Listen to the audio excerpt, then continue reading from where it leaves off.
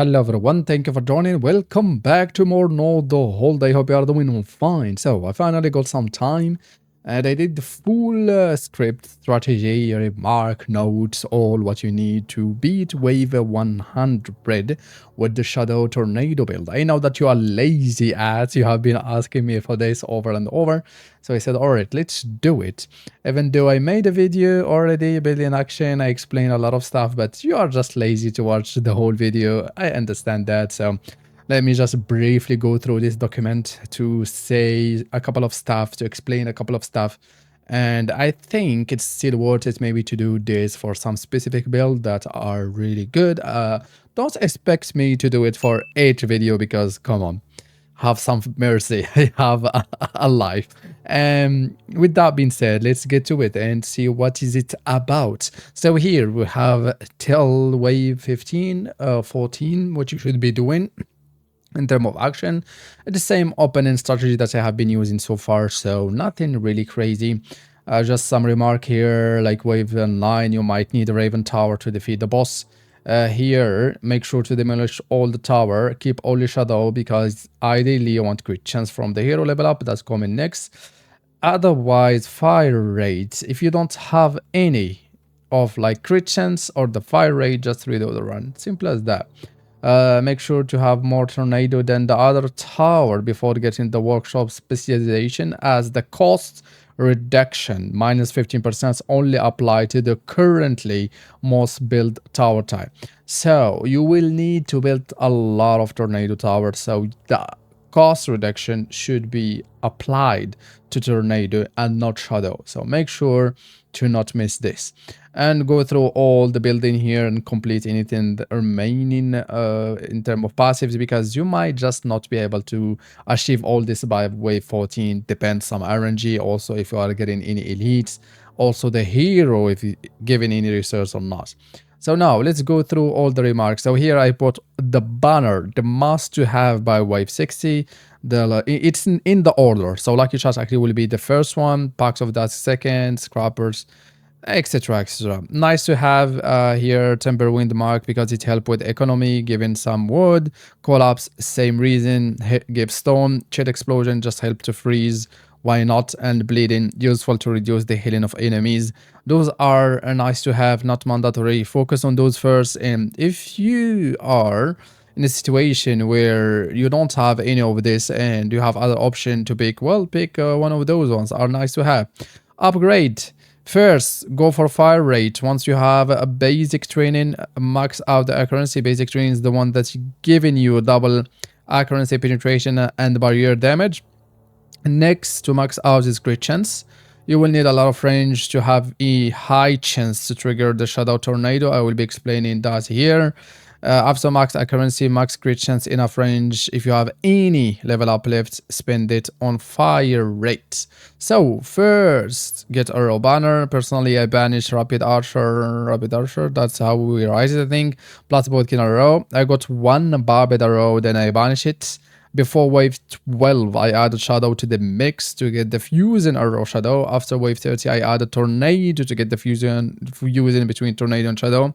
And here I went for Runestone Frost, really important. The Lotus or Potion Relic is this one here. Basically, that makes you think, where is it? What the heck? Where is it? Why I can't see it? It's here. So +1 banish per tower type. You will have like 5 tower type. So 5 banish, that help. If you are getting this in early, well, you can add the frost plus this runic in the mix earlier. That's what I mentioned here. For spell, must is devastation because you want to go to destruction variant. Nice to have ice strike because you know that eternal frost for the freeze. Personally, I made it far actually to wave 83. Well, I may say have crashed. I can't say I made it to wave 100, but I was supposed if my game didn't crash. I did it. I have done it without this ice strike, but it's nice to have if you want to because it makes just things easier. Mainly, it's wave 60 with the boss that have a lot of barrier. A university here, just the path to follow, the oracle path, innovation till you got the 5-time banner chance from the luck tree, then you switch to the path of danger. Path of Danger give you plus 30% to get elite. So you got chance to get like the banner from the elite chest. And from wave 39, just go for Path of Expansion, because I will just add this here, because after wave 40 you are not getting any elites. Simple as that. Economy. This is a low economy build as you don't have a lot of research. So by wave 60, if you have all the banner, only 30 shadow tower will be enough to carry.